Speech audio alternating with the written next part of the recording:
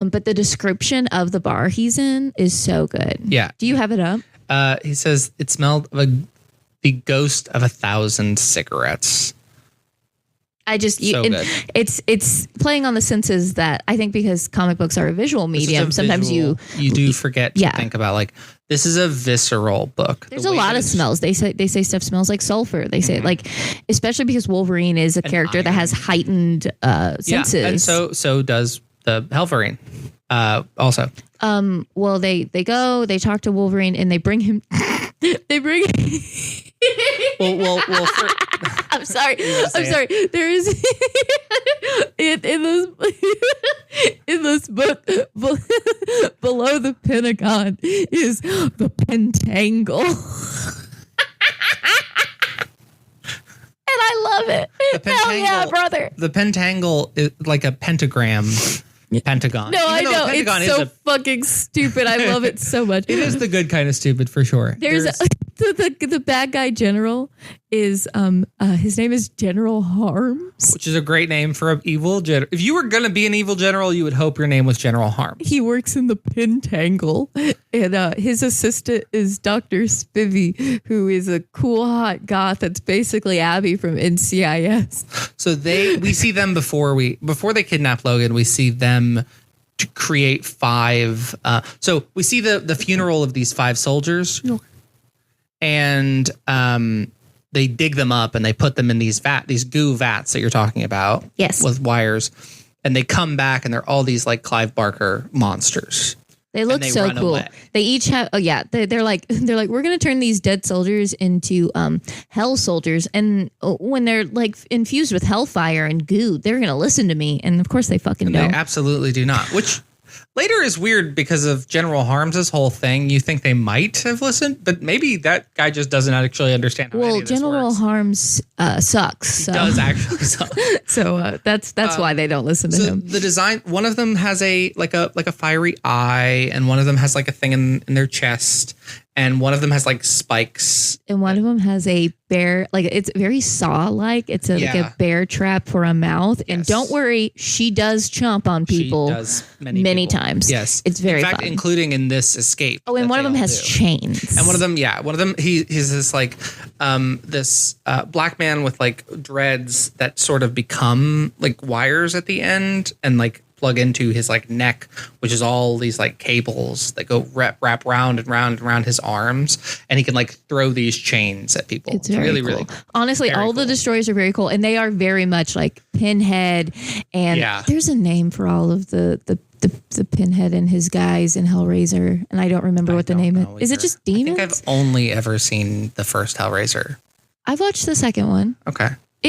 And there's more. There's more of the Hellraisers. The people who like Hellraiser like it a lot. Yes. And I love the designs for Hellraiser. I love Clive Barker, and I like Clive Barker did the mask for Bray Wyatt.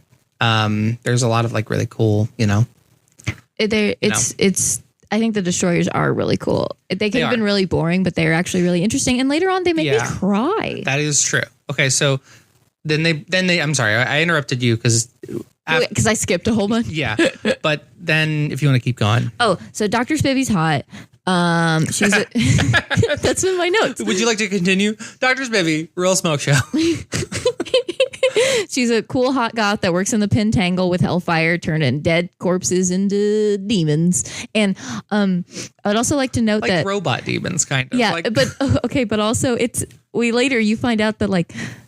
Because later another character gets turned into like one of these hell demon things, and she doesn't get a cool outfit. No. So Dr. Spivy is the one that's putting them in this leather buckles and like corsets and like. So it's like she's just of course she's either working in the Hell is Pentangle, doing it or Dr. Spivy is and it's Dr. Spivy. It's got to be Dr. Spivy. It's 100% Dr. Spivy. Also, we see some military people, and they're talking. Oh no, I think it's General Harms that says this, and he's like. Each one of these soldiers costs $60 million. That's the equivalent of one jet. And it's like, I think we spend too much on the military if that's one jet. I think that may be a thing the book is saying. No, that's 100%. This book is anti-military. Very much so. It is. It's like United States military specifically. It takes place almost exclusively in DC. And it's actually it takes place in all the places that Matt grew up in. That's true. That was a big part of. There's actually a really cool scene in the last issue where the Nationals Park. Yeah. No. Oh. Okay. Where you see all the cherry blossoms and Hellverine rides through it and lights them all on fire. That's really cool. It is really, really awesome. And then they go to kidnap Wolverine and they shoot him with a tranquilizer and it's a little needle and he yanks it out and it pulls a chunk of his neck out. Yeah, that's so. Oh my God, it's so sick. Hell yeah, brother. Hell yeah. And then they're like, this is enough to take down an elephant or something. A polar bear. And then they shoot him with like 5 more. And then they're like, we got to hurry. He's going to wake up. He's going to wake up pretty quickly. Which fair, he is. And then so they go, he wakes up in like interrogation room and they're like, hey, you turned these cannibals into a chandelier. And he's like, no, I fucking didn't. And wait, I think this is what he says it. When does he say lit up like a hot dog? That's that. He says, yeah. He asks him why he didn't use his powers to fight them at the bar. Oh, yeah. Because he thinks he is the Hellverine. Because he thinks he's the so he's like, why didn't you light up like a hot dog? And it's like, hey, General Harms, if you catch a hot dog on fire, you're cooking a hot dog wrong. I do think I would not want to go to a cookout with General Harms for many reasons. Yeah, he's... Namely, the main one right now is that I think he makes bad hot dogs. Also, I'm sorry, I keep laughing into the microphone. I was reading it right next to Matt. I was reading these last night and I kept doing this thing where I would look at a panel and I'd be like, wait, what's happening? And then I turn the page and it would immediately answer my question. That is a thing about comics, right? The whole thing about sequential art, not to like get on a tangent. No, you're fine. Is the page turn is a thing that really you can only do in this kind of medium, right? Like, what is going to happen? This is going to happen. But obviously, General Harms and Dr. Spivy made those destroyers, and then they went out and were destroying things, and Hellverine went and faced them, and it's a whole thing. And so he's showing Logan these stuff, and Logan's like, so what are these things? And he's like, I don't know, demons from hell. And I turned to Matt and I went, but he made them. And he's like, and Matt went, yeah, he's lying. He's like, he's a bad man who dug up a bunch of... And I was like, oh, he's lying. Yeah, he's a bad man who's making soldiers into like demon monsters to fight for the U.S. military. To fight for the U.S. military. But for some reason, Dr. Spivvy's also there and made them so cunty. It's so good. Like they're so not. Good. The thing is, they're not in like fatigues. No. They are in leather from head to toe. Straps. They each have a cool haircut. They got buckles. They look like club kids. They do. If you ever watch Dragula with the Boulet brothers, the boots that they're like, never wear these club kid boots. They're all wearing those. They're all wearing. Yes, they are. So then I would like to note that that's as many notes as I have. And now after this, I just keep saying hell yeah and good. Hell yeah. That's what happens. I mean, General Harms shows him the video and Logan's like, okay, I can look at it, slow it down.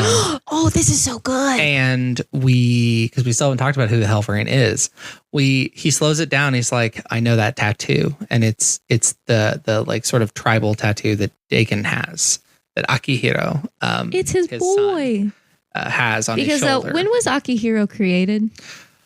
In the 2000s. And that's why he has a big tribal tattoo? His design is very mid 2000s. Akihiro, the former Dakin, the former Fang, now Hellverine. His whole thing is he's like the great failure of Logan as a father because he didn't know he existed, and when he does finally know he existed, he's a man, and he's fucking crazy, and he's crazy, and he's pissed, and he's ready to kill him.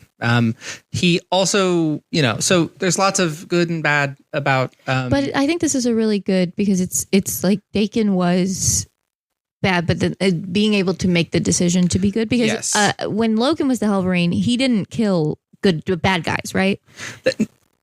So the Hellverine was killing was really attacking everybody. He was a demon. In this one, the Hellverine is attacking bad only people. like the worst people. And it's like the whole point of the book. It's like it's by being with Akihiro and Logan, it's chosen to be good. Yeah, having been a part of Logan for so long, and then away, and then back, he like found someone who's like Logan, and someone who used to be bad, and someone who used to these two former villains.